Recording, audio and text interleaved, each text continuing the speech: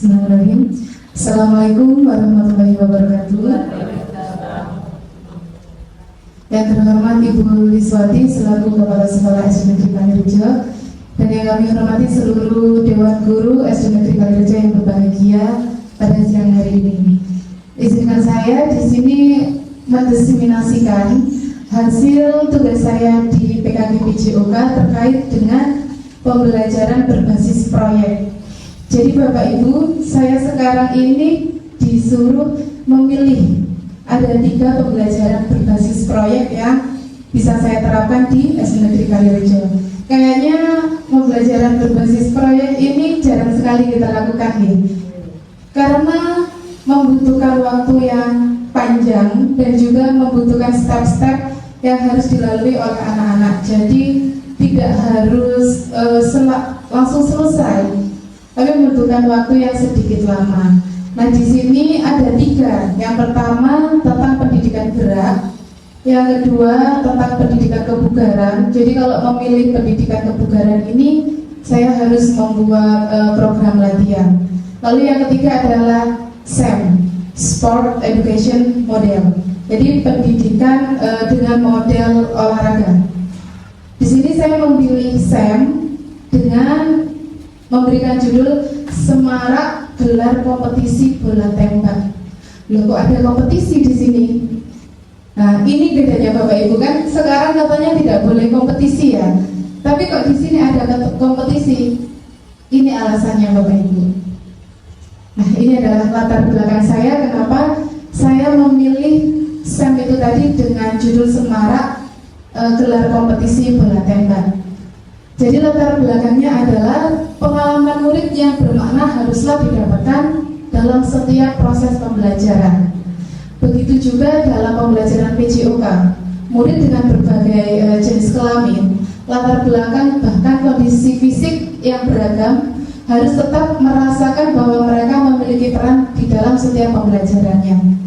Karena PJOK ini kan berbeda nih. Kadang anak yang memiliki perbedaan fisik, ada yang gemuk, itu kok kayaknya kurang cocok, kok kayaknya susah dalam PJOK ini. Akhirnya dia merasa kayaknya pembelajaran PJOK ini bukan untuk saya.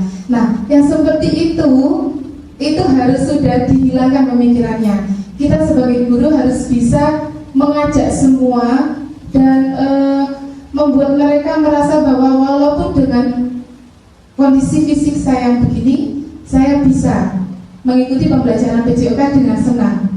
Lalu penerapan Sport Education Model dalam pembelajaran PJOK di sekolah dasar menawarkan pendekatan yang komprehensif dan menarik untuk meningkatkan pengalaman belajar murid dengan fokus pada pengalaman kompetisi, mengembangkan keterampilan dan peran aktif murid, mengembangkan nilai fair play. SEM dapat memfasilitasi pembelajaran yang lebih bermakna dan mendukung pengembangan sosial serta emosional murid. Jadi di sini yang mengadakan kompetisi itu anak-anak Bapak Ibu. Karena kita hanya sebagai fasilitator. Jadi nantinya yang menjadi MC, yang menjadi jurnalis, kameramen, yang menjadi wasit, pencatat skor, ada meja registrasi, itu akan anak-anak. Ini menariknya SEM. Maka saya benar-benar tertarik menggelar SEM ini di SDN Kalirejo. Kayaknya anak-anak ini sudah terbiasa ya pegang mic, sudah terbiasa. Kayaknya kalau ada mic disahut, ya rebutan mic, mereka kadang ngomong-ngomong sendiri. Nah, ini bakal jadi komentator. Nanti di SEM kita coba. Jadi ada anak yang di kelasnya itu suka ngomong sendiri, itu jangan dimarahi Bapak Ibu, karena mereka itu butuh wadah. Artinya itu adalah potensi diri yang belum tersalurkan nih. Lalu di sini murid dapat memilih peran-peran apa saja. Nah, ini perannya nanti akan banyak. Ada jadi manajer, ada jadi pelatih. Ini di sini sesuai dengan potensi dan minatnya masing-masing, sehingga mereka merasa memiliki kegiatan ini seutuhnya. Lalu dengan melihat aset SDN Kalirejo seperti kepala sekolah dan guru-guru yang selalu mendukung untuk berkolaborasi dalam peningkatan kualitas pendidikan, murid yang aktif bergerak, halaman sekolah yang luas, dan sarana prasarana yang memadai, serta hasil interview dengan murid yang memiliki ketertarikan terhadap permainan tradisional bola tembak dapat mendukung berlangsungnya pembelajaran dengan SEM sebagai usaha perwujudan pembelajaran PJOK yang merata dan menyeluruh bagi semua murid. Kadang kayak anak kelas 1 itu, anak kelas 2 ya, Albi itu Albi kan berbicaranya kadang mudah, kadang nyambung, hanya saja waktu bergerak dia itu kesulitan. Maka disinilah waktunya dia untuk bisa menyalurkan, biasanya hanya melihat gitu karena memang beresiko tinggi, tapi kita libatkan yang seperti ini nantinya. Lalu ini tujuan program SEM dengan semarak gelar kompetisi bola tembak, memfasilitasi pembelajaran PJOK yang berpihak pada peserta didik dan kontekstual. Jadi kontekstual seperti pada dunia nyata, seperti pada kompetisi pada umumnya. Nantinya akan ada yang membawa itu Bapak Ibu, membawa nama, kita beri nama tim, kita beri kebebasan mereka ingin memilih tim apa. Ada yang memanggil, nanti timnya datang, seperti yang di TV-TV. Nah, anak-anak nanti akan melakukan itu sendiri dan kita adalah sebagai fasilitatornya. Mengembangkan nilai sikap mandiri, kolaboratif, berpikir kritis, fair play, tanggung jawab untuk merancang aktivitas gerak melalui permainan tradisional. Indikator ketercapaiannya ini Bapak Ibu. Karena ini adalah pembelajaran, tetap ada indikator ketercapaiannya. Jadi anak-anak itu dikatakan berhasil saat apa? Saat murid dapat merencanakan, melaksanakan, dan mengevaluasi penyelenggaraan kompetisi bola tembak. Lalu yang kedua adalah murid dapat menyampaikan suara, ide atau gagasannya, serta memilih peran yang sesuai dengan potensi dan minatnya masing-masing. Nantinya anak-anak itu tidak akan malu lagi untuk berpendapat. Maunya berjalannya seperti ini, itu dengan bimbingan kita, anak-anak juga akan menyampaikan pendapat-pendapatnya di sini. Lalu murid dapat mengimplementasikan nilai tanggung jawab, kerjasama, fair play, dan percaya diri dalam menyampaikan pendapat. Dan ini adalah capaian serta langkah-langkahnya. Di capaian ini, kenapa kok merencanakan, melaksanakan, dan mengevaluasi? Karena seluruhnya akan dipegang oleh peserta didik, semuanya akan mengikuti. Dan Bapak Ibu guru di sini juga terlibat saat pemberian materi. Nantinya sebelum festivity atau sebelum festival permainan itu masih banyak langkahnya. Langkahnya itu nantinya akan ada di perencanaan ini, lalu baru pelaksanaannya ini nanti ketika di lapangan, dan yang terakhir adalah pasti setiap program harus kita evaluasi. Di sini langkah-langkahnya Bapak Ibu. Nah, ini yang saya bicarakan tadi. Peserta didik akan terus dilibatkan selama program berlangsung, mulai dari pengelolaan musim, afiliasi, penyiapan pertandingan formal, puncak pertandingan, pencatatan pertandingan, festivity, sampai pada evaluasi dan refleksi. Yang mana dalam prosesnya peserta didik akan diberikan kesempatan untuk menyuarakan ide kreatif dan gagasannya, serta dapat memilih peran sesuai dengan minat bakatnya untuk menempatkan mereka sebagai pemilik dari program ini. Jadi ini program kita bersama. Nantinya saya sendiri tidak akan bisa menjalankan program ini dengan baik tanpa adanya bantuan serta kolaborasi dari Bapak Ibu guru semua.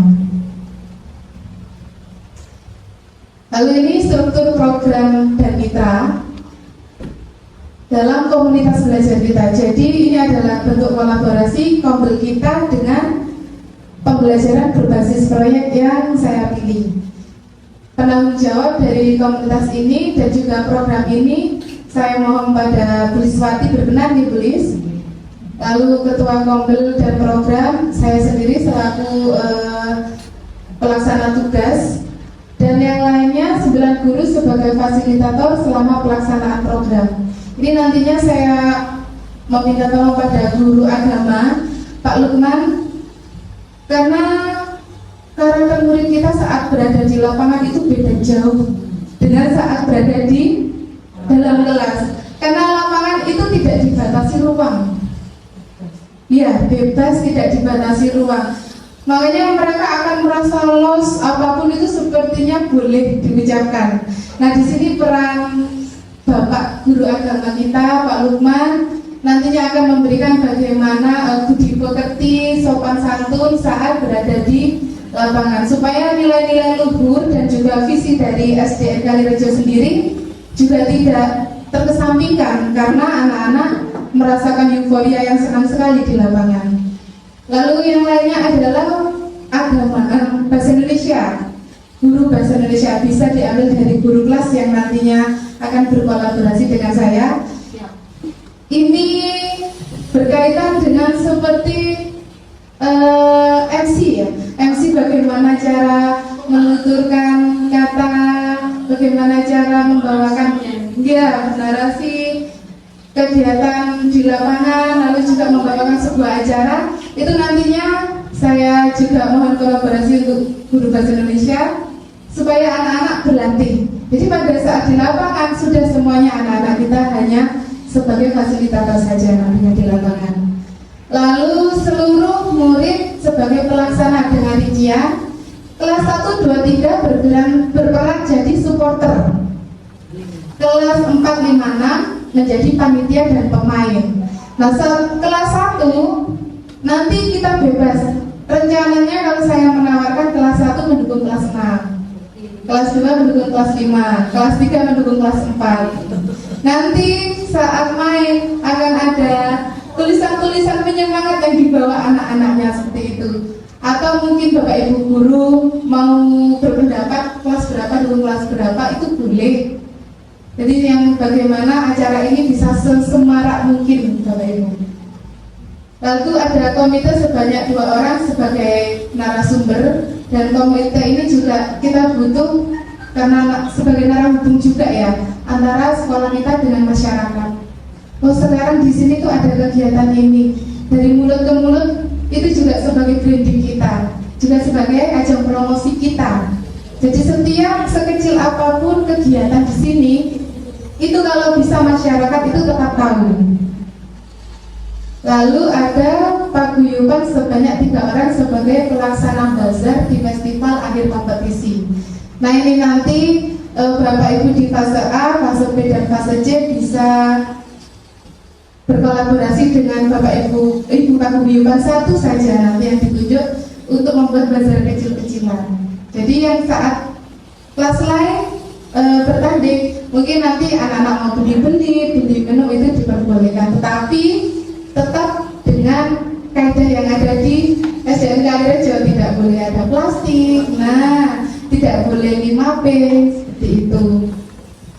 Dan ini adalah rencana lini masanya Bapak Ibu. Rencananya ini akan berlangsung selama 1 bulan. Nah, 1 bulan ini bukan 1 bulan setiap hari, tetapi ada fase-fase yang dijalani. Karena memang seperti inilah pembelajaran berbasis proyek itu dilakukan. Dan saya memilih kurikuler, jadi pembelajaran yang mendukung pembelajaran inti. Di sini pengelolaan musim ada tanggal 8 sampai 16 Agustus. Mungkin akan saya ambil di akhir setelah pembelajaran, setelah anak-anak santai atau waktu hari Sabtu, mungkin di sini. Lalu afiliasi selama program berlangsung. Jadi afiliasi ini adalah bagaimana kita merekatkan setiap tim. Jadi menguatkan bagaimana nilai kerjasama. Nah, insya Allah nanti di situ, misalkan anak-anak itu sudah terikat hatinya dengan temannya, dengan kita, apapun programnya, itu mereka pasti langsung mau mengikuti. Lalu di sini ada penyiapan pertandingan formal, itu antara tanggal 19 sampai tanggal 24 Agustus. Lalu ini puncak pertandingannya ada tanggal 26 sampai 30 Agustus. Pencatatan pertandingan selama program berlangsung. Jadi nantinya anak-anak ini juga mencatat sendiri apa-apa saja yang ada dalam pertandingan. Nah ini yang biasanya membuat senang Bapak Ibu. Festival akhir kompetisi atau festivity. Kemarin waktu di Batu saya juga melaksanakan ini. Jadi sekarang tugas saya, kewajiban saya adalah mengimplementasikan ini dalam SDN Kalirejo, di kegiatan SDN Kalirejo. Nah memang senang sekali di sini Bapak Ibu. Kayaknya meskipun sudah jadi guru itu kok kembali pada rasa anak-anak gitu ya. Tanding-tanding itu senang sekali mencatat skor. Iya ya. Ternyata jika kita merasa senang dalam pembelajaran itu tidak ngantuk, tidak bosen. Lalu dengan gerak-gerak itu nggak ngerasa capek, padahal gerak terus. Tapi nggak ngerasa capek karena senang. Dan sampai saat ini pembelajaran itu ceket ke saya. Nah ini yang kita harapkan, setiap pembelajaran itu bisa ceket ke anak-anak. Jadinya nanti meskipun mereka dewasa, oh iya saya dulu dengan Bapak Ibu di SDN Kalirejo pernah menyelenggarakan kompetisi turnamen kecil-kecilan. Nah seperti itu yang diharapkan. Lalu di sini ada evaluasi dan refleksi pada tanggal 2 sampai 4 September 2024. Nah mungkin sampai sini dulu ada yang ingin ditanyakan. Oke, Kak Lukman. Monggo Kak Lukman. Ya.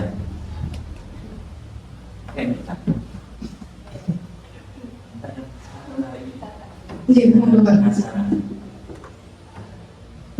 Terima kasih atas waktunya. Saya dengarnya tadi sangat menarik, dan kalau dilaksanakan betul-betul dilaksanakan, insya Allah anak-anak akan antusias. Tapi tidak dipungkiri jika anak peserta didik kita masih ada ketika dikasih tugas kurang tanggung jawab. Kira-kira yang saya mau tanyakan ini, kira-kira untuk meminimalisir peserta didik itu ketika dikasih tugas tidak bertanggung jawab, ada nggak kiat-kiat mungkin yang sama sudah siapkan supaya anak itu bertanggung jawab ketika dikasih tugas, seperti sampai dibagi jadi panitia mungkin ketuanya, anak-anak itu langsung bertanggung jawab seperti itu. Terus yang kedua, itu kan sudah ada timeline-nya kayaknya ya, dilaksanakan tanggal berapa. Kalau saya mau usul, biasanya kalau kita setelah melaksanakan sumatif akhir semester, itu kadang ada waktu luang selama 1 minggu. Betul. Dan anak-anak biasanya jam kosong. Kira-kira kalau kompetisi ini dilaksanakan di waktu yang kosong tadi bisa nggak? Apa memang sampai itu ada timeline khusus, memang harus dilaksanakan di bulan ini? Itu mungkin itu pertanyaan dari saya dan usulan dari saya. Terima kasih. Baik, terima kasih. Beri tepuk tangan untuk Pak Lukman. Terima kasih untuk pertanyaannya Pak Lukman, bagus sekali. Yang pertama tadi, bagaimana kita memberikan tanggung jawab kepada anak supaya anak-anak itu memiliki tanggung jawab ya. Yang pertama menurut saya adalah memberikan mereka kesempatan untuk bersuara dan juga memilih. Anak kadang tidak bertanggung jawab itu kan karena gak senang, gak mau, tidak tertarik. Coba kalau kita berikan kesempatan mereka bersuara, menurut saya ini gimana enaknya nak? Menurut saya ini gimana? Jadi program ini bukan hanya kita menyuruh, bukan hanya instruksi yang mereka dapatkan, tetapi mereka juga turun rembuk atas ide dan gagasan mereka sendiri. Karena itu keluar dari mulut mereka, maka itu akan menjadi tanggung jawab. Sama seperti kesepakatan kelas. Kalau peraturan kelas kan dari kita langsung diberikan ya. Sedangkan kalau ini, apapun ide mereka, apapun gagasan mereka, kita tampung, kita sesuaikan. Yang sesuai, kita laksanakan. Nah mungkin seperti itu kayaknya mereka lebih berpikir, kok aku nggak melaksanakan, mau saya sendiri yang minta seperti ini, seperti itu. Lalu misalnya anak yang suka fotografer, ya jangan disuruh main, karena nantinya nggak mau bu. Kalau anak yang suka fotografer, kalau dulu Nano itu kan suka fotografer ya, kayak jadi youtuber. Nah seperti itu anak-anak nanti kita cari yang memang bakat di fotografernya, itu kita beri tanggung jawab untuk memegang kamera. Jangan disuruh main. Karena apa? Karena dari hatinya saja sudah tidak sesuai. Kira-kira kalau memang kita melaksanakan hal yang kita senangi, itu nggak akan berat nantinya. Nah seperti itu juga yang ingin kita terapkan dalam SEM ini. Kalau ada memang kayak Izudin itu kan memang luar biasa sekali kinestetiknya, mau main ya. Yang seperti itu jangan disuruh fotografer. Nantinya berat.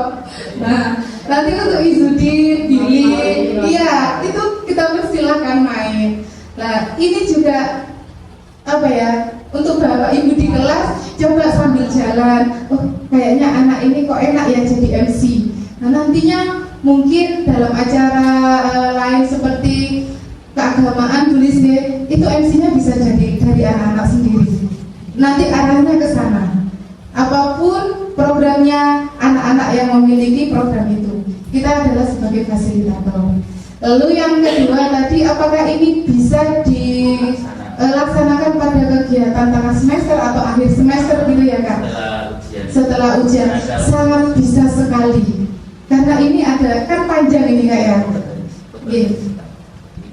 Sangat bisa sekali. Kebetulan kalau sekarang ini menjadi tugas saya, jadi saya akan laksanakan dulu. Nantinya kita evaluasi bersama, lalu kita terapkan pada kegiatan akhir semester. Mungkin mengisi kekosongan itu nanti kita buat SEM lagi dengan yang semakin apa ya, semakin meminimalisir error and trial-nya itu ya. Karena kalau sekarang masih pertama kita laksanakan di sini. Jadi seperti itu. Bagaimana Pak Lukman? Alhamdulillah, jawabannya sangat super sekali. Terima kasih. Terima kasih. Beri tepuk tangan untuk Pak Lukman. Untuk Bapak Ibu yang lain, mungkin ada yang ingin ditanyakan? Monggo dari pembelajaran berbasis STEM ini. Tidak pertandingan. Oke. Kan 2 menit sampai 30 memilih kan ya. Nah, untuk puncak pertandingan ini adalah persiapan penjadwalan Bunda, seperti membuat piala, nanti membuat nama-nama timnya. Untuk mainnya ini hanya 1 hari. Ini ada di festival akhir kompetisi. Dan tanggal-tanggal ini bisa kita rubah, Bapak Ibu. Ya, terima kasih Bu Desi. Sama-sama. Saya tanya tadi ini berkaitan dengan kegiatan Agustusan kita Bapak Ibu ya. Yang mana kegiatan Agustusan khususnya di SD Kalirejo kita sudah bersepakat buat musyawarah sama Pak Guyupan. Tinggal saya menyampaikan kepada Bapak Ibu semua bahwa nanti insya Allah pelaksanaan lomba-lomba itu di minggu terakhir insya Allah mulai tanggal 26. Makanya saya tanya tadi ya 26 sampai Sabtu itu ada acara jalan santai bersama. Ini 31 itu hari apa itu Bu? Ini hari Sabtu dan bisa dirubah. Ini nantinya tidak akan mengganggu kegiatan lain. Iya, enggak apa-apa ya. Untuk cuma sebagai laporan tetap tanggal 31 gitu kan maksudnya. Nah Bapak, ini masih rancangan dan saya masih sampaikan. rancangan. Nantinya bisa dirubah karena kesepakatan kita bersama Bunda. Gitu. Sudah. Kalau misalnya seandainya itu harus pasti karena mau segera dilaporkan, otomatis kan nanti ada yang saya rubah gitu loh maksudnya. Betul. Ya, terima kasih Bu Desi. Sama-sama Bunda. Jadi nanti untuk ini kita menyesuaikan dan ini juga menyesuaikan nih Bapak Ibu sekalian. Karena memang bertepatan sekali dengan Agustusan, banyak kegiatan dan juga kayaknya sibuk sekali semua. Ini tetap kita laksanakan, hanya saja tidak akan mengganggu aktivitas kita yang lainnya. Enggak, bisa dilanjut? Oke. Dan ini kapasitas sekolah dan keterlibatan komunitas.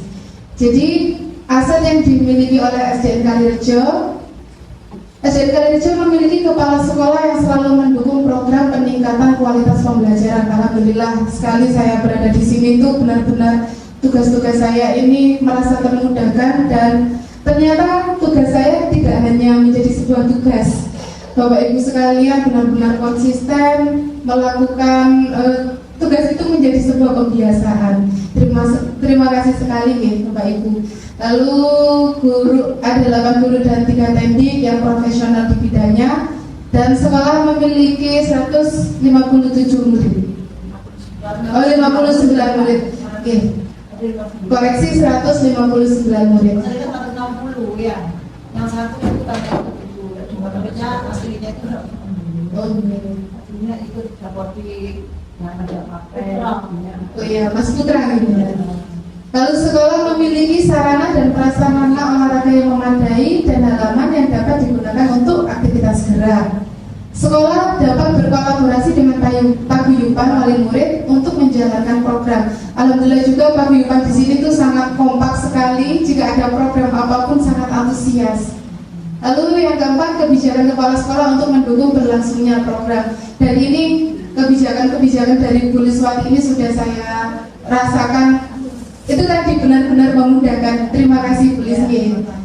Lalu keterlibatan murid di sini, peserta didik akan terus dilibatkan selama program berlangsung. Dari pengelolaan musim, afiliasi, penyiapan pertandingan formal, puncak pertandingan, pencatatan pertandingan, festivity, sampai pada evaluasi dan refleksi. Nah, ini keterlibatan komunitas. Ada 2 komunitas di sini.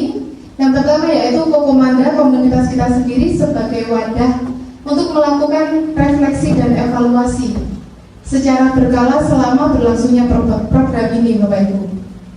Dan yang kedua ada komunitas dari paguyuban wali murid sebagai pelaksana bazar dalam festivity nanti. Nah, ini rencana evaluasi saya. Jadi evaluasi pun ada lini masanya. Yang pertama 2 September ini evaluasi terhadap tujuan pembelajaran. Apakah sudah tercapai atau belum, sama seperti pembelajaran kita di kelas. Apakah sudah tercapai atau belum? Lalu pengumpulan umpan balik dari murid. Yang kedua 3 September 2024 kita laksanakan refleksi guru dan evaluasi kinerja. Nanti kalau bisa kita ini langsung di Kokomanda karena memang wadah kita untuk berefleksi. Dan yang keempat adalah yang ketiga ini 4 September evaluasi penerapan konsep fair play, manajemen kelas, dan pengelolaan waktu. Untuk sumber datanya, nanti dalam pelaksanaannya sebagai bahan saya akan menggunakan checklist observasi, laporan kegiatan, hasil wawancara, dan hasil refleksi. Dan ini tekniknya saya akan melakukan observasi selama pelaksanaan, lalu akan melaksanakan wawancara dengan murid dan guru, dan refleksi dengan murid dan guru. Nantinya masukan dan refleksi dari Bapak Ibu ini sangat berarti sekali bagi saya. Nah, ini kemungkinan tantangan Bapak Ibu. Ini terakhir. Ini adalah slide terakhir. Kemungkinan tantangan yang terjadi. Jadi tantangannya karena SEM ini kan belum pernah diterapkan di SDN Kalirejo. Ya, jadi belum ada yang tahu apa karpe. Nah, seperti itu. Itu tantangan tersendiri bagi saya. Karena jika tidak tersampaikan dengan baik, takutnya apa sih itu. Nah, seperti itu. Oke, jadi ini adalah tantangan bagi saya. Dan solusinya ya seperti ini. Saya melakukan sosialisasi dan edukasi mengenai manfaat SEM kepada warga sekolah, murid, dan orang tua. Kalau bisa nantinya dari ibu-ibu paguyuban juga kita libatkan. Lalu yang kedua, pengelolaan kelas dan penjadwalan. Nah, ini berhubungan juga dengan anak-anak karena belum pernah, pasti mereka akan bertanya-tanya bagaimana sih caranya menjadwalkan juga. Di sini solusi dari saya yang menurut saya itu relevan, yaitu menyusun perencanaan dan jadwal yang efisien untuk mengakomodasi SEM tanpa mengganggu kegiatan lain. Nah, seperti ini, jadi kegiatan lain tetap bisa terlaksana. Untuk yang ketiga, kriteria penilaian untuk menilai keberhasilan SEM dan perkembangan murid dapat menjadi kompleks, terutama dengan berbagai peran yang ada. Anaknya kan semua Bapak Ibu. Lalu bagaimana saya menilainya? Nanti saya akan menggunakan penilaian berbasis rubrik yang terstruktur untuk menilai berbagai peran dan aspek pembelajaran. Jadi rubrik ini nanti akan ada nilai 1, 2, 3, atau 4 atau seperti itu yang akan saya gunakan. Mungkin di akhir slide ini ada yang ditanyakan? Oke, Bu Rin, monggo silakan Bu Rin.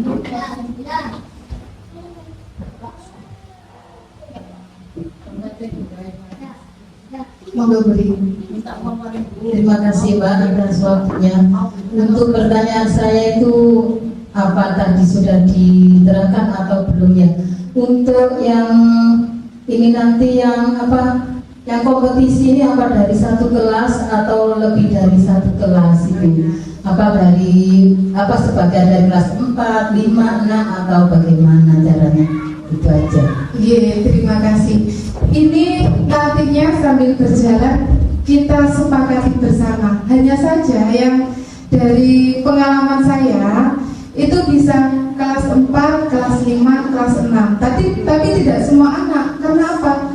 Karena mereka memiliki peran masing-masing. Hanya yang berperan jadi pemain saja. Jadi nanti kelas 4 lawan kelas 5, kelas 5 lawan kelas 6, kelas 6 lawan kelas 4. Nah, seperti itu. Untuk hadiahnya biasanya kita sudah tidak memakai juara 1, juara 2, juara 3. Tidak memakai seperti itu. Agar tidak terjadi kekecewaan pada anak-anak. Tapi yang kita bisa lakukan adalah tim paling sportif jatuh kepada, nah seperti itu, tim paling paling kolaboratif, nah seperti itu, tim paling kompak, nah seperti itu. Jadi hadiahnya nanti bisa kita ratakan Bapak Ibu, tidak ada yang merasa tidak ada yang merasa tertinggal. Nah, untuk supporternya pun kita beri apresiasi, supporter terheboh. Nah, nanti kan juga kelas 1, 2, 3 juga mendapatkan hadiahnya itu. Walaupun hanya hadiahnya itu mungkin kecil gitu ya, sederhana, tapi kok kayaknya kalau dipanggil di mic itu mereka senang sekali ya. Semangat sekali. Jadi sudah tidak kita pakai lagi juara 1, 2, 3, tetapi yang paling untuk menghargai kerja keras mereka, untuk mengapresiasi bagaimana mereka itu benar-benar mengikuti program ini dengan baik gitu. Mungkin ada lagi, Bu Rin? Terima kasih Bu Rin untuk pertanyaannya. Oke, monggo Bu Sri.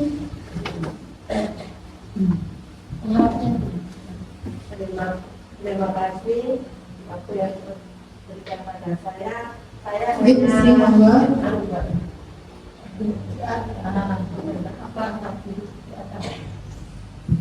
Karena dari tim-tim tadi untuk menjuarai itu apakah diberikan hadiah tadi ya? Memang untuk semangatnya anak-anak diberikan piala itu lebih semangatnya anak-anak nanti kalau ada lomba lagi itu lebih semangat itu. Terima kasih untuk pendapatnya dari Bu Sri, ditepuk tangan untuk Bu Sri. Ini baik sekali Bapak Ibu. Yang tadinya saya berpikir bahwa piala itu biar anak-anak yang membuat, kayaknya panitianya itu senang cuma-cuma sambil keterampilan gitu ya. Nah, entah nanti kita lihat di Google bagaimana cara membuat keterampilan dari bahan bekas gitu. Seperti ini selaras dengan bagaimana sekolah kita menuju sekolah adiwiyata.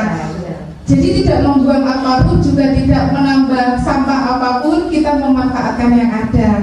Nanti mungkin Pokja Inovasi juga bisa memberikan referensi-referensinya untuk mengajak murid-murid kita semua mau berkreasi. Mungkin di situ Bu Sri. Kalau memang ada dananya, itu monggo boleh-boleh saja Kak. Ini kesepakatan kita semua. Nantinya diberikan piala, boleh, membuat sendiri anak-anak pialanya juga boleh. Itu dari saya untuk membuat sendiri karena kita akan menuju ke adiwiyata. Bukan untuk beli, tapi kreasi anak-anak. Ya, bisa saja. Terima kasih Bu Sri, alhamdulillah. Ternyata di sini banyak sekali ide-ide kreatif yang nantinya bisa kita terapkan dalam SEM ini. Oke, mungkin ada lagi yang bertanya Bapak Ibu? Sampun? Terima kasih Bapak Ibu. Sekian presentasi dari saya terkait dengan pembelajaran berbasis proyek ini, dan nantinya monggo jika ada Bapak Ibu lain yang menerapkan pembelajaran berbasis proyek dan butuh berkolaborasi, kita berkolaborasi bersama. Cukup sekian dari saya. Wassalamualaikum warahmatullahi wabarakatuh. Saya kembalikan lagi pada moderator. Terima kasih. Baik, terima kasih kepada Ibu Desi telah memaparkan materi, dan sampai pada akhir kegiatan Kokomanda pada siang hari ini. Terima kasih banyak. Mari kita tutup dengan mengucapkan hamdalah bersama-sama.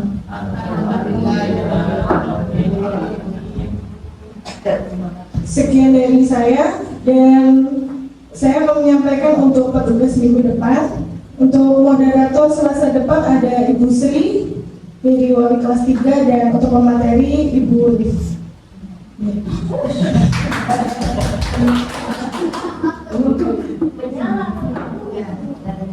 Terima kasih banyak. Saya tutup. Wassalamualaikum warahmatullahi wabarakatuh. Waalaikumsalam warahmatullahi wabarakatuh.